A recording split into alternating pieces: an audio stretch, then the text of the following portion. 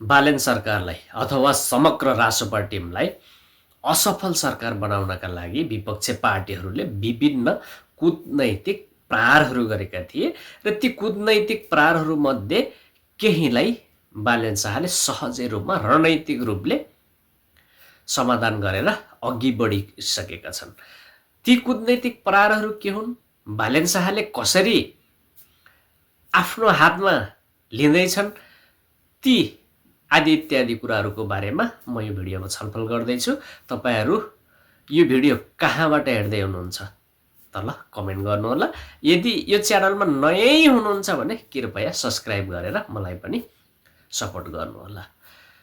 बालेन शाह सरकार गठन भएर काम सुरु गरे पश्चात 100 दिनमा हल गर्ने विभिन्न योजनाहरू तय गरेका थिए र ती योजनाहरूलाई हल गर्नका लागि विभिन्न कानुनहरू अवरोध थिए र ती कानुनहरू अवरोध हटाउनका लागि कानुन संशोधन अथवा नियमावली ल्याउन पर्ने विपक्षी पार्टीहरू अब राष्ट्रिय सभाबाट अवरोध गर्नका लागि तयार थिए र बालेन शाहले अग्रिम रूपमै आदि इत्यादि कुराहरूको आकलन गरेर संसदलाई नै रोकेर अध्यादेश मार्फत अगाडि बढे र केहीलाई समाधान गरी पनि हाले र केही अझै अदालतबाट अवरोध छन्, ती अर्को भिडियोमा चर्चा गरौँला। दोस्रो, बालेन शाहले काठमाडौँको जोखिम खोलाको किनारमा रहेका अव्यवस्थित बस्तीहरू प्लस त्यहाँ सुकुम्बासी पनि चिसरमिसर भएको बस्तीहरू हटाउने क्रममा अवरोध गर्नका लागि त्यहाँ बस्तीमा भएका सुकुम्बासीहरू अर्थात् ती प्रयोग गर्ने माफिया हुन् अर्थात् हुकुमबासी जो भए पनि उक्साएर भिडाउने र बालेन शाहलाई असफल गराउने एउटा रणनीति बुनेका थिए।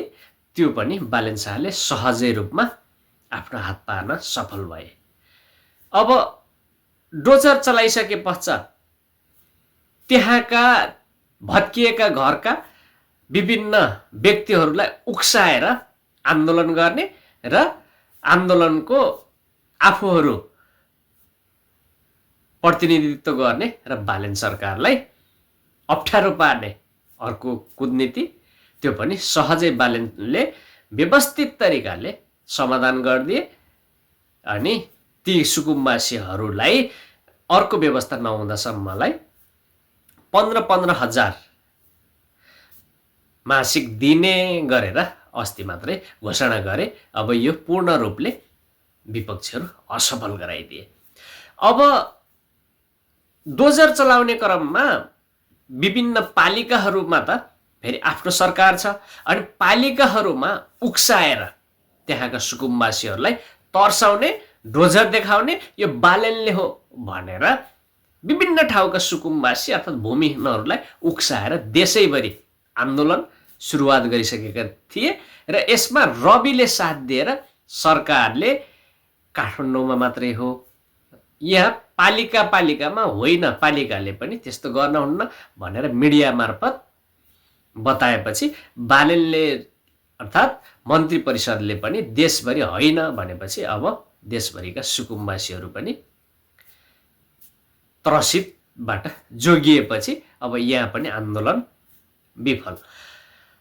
अनि देशभरिका एलानी जग्गाहरू अब बालेन सरकारले खोज्छ भनेर त्रास फैलाएर अब आन्दोलनका लागि रेडी बनाएको र यो विभिन्न आन्दोलनको अवनत्व आफूहरूले लिने विपक्षी पार्टीहरूको यो जुन भूमिका थियो, अब बालेन सरकारले हिजो मात्रै निर्णय गरेर एलानी जग्गा अथवा सुकुम्बासीलाई 1 वर्षभित्र जग्गा र लाल पूर्जा उपलब्ध गराउने भन्ने निर्णयले अब त्यहाँनिर पनि बालेन सरकारले सहजै रूपमा विफल गराइदिएको छ भने अब केही भने अदालतमै रोक्ने काम विपक्षीहरूले गरेको छ। किनभने अदालतमा त आफूहरूले पहिले अग्रिम रूपमा न्यायाधीशहरू नियुक्ति गरेर राखिसकेको सबैलाई थाहै छ। भूमिका केही कुराहरू भयो अनि विशेष गरेर सङ्गठन विद्यार्थी सङ्गठनलाई उक्साउने र अदालतमा रोक्ने, कर्मचारी सङ्गठनलाई पनि अदालतबाट अन्तरिम आदेश जारी गर्ने। अब अध्यादेशलाई राष्ट्रिय सभाबाट विफल गराउने रणनीति चाहिँ छ। अब यसलाई बालेन शाहले कसरी ट्याकल गर्लान् र कसरी समाधान गर्लान्, यो बाँकी कुराहरू आउँदा भिडियोमा म चर्चा गर्ने नै छु। अहिलेलाई यो भिडियो हेरिदिनु भयो, सबैलाई धन्यवाद। एक लाइक गरेर मिल्छ भने सेयर पनि गर्नुहोला कृपया।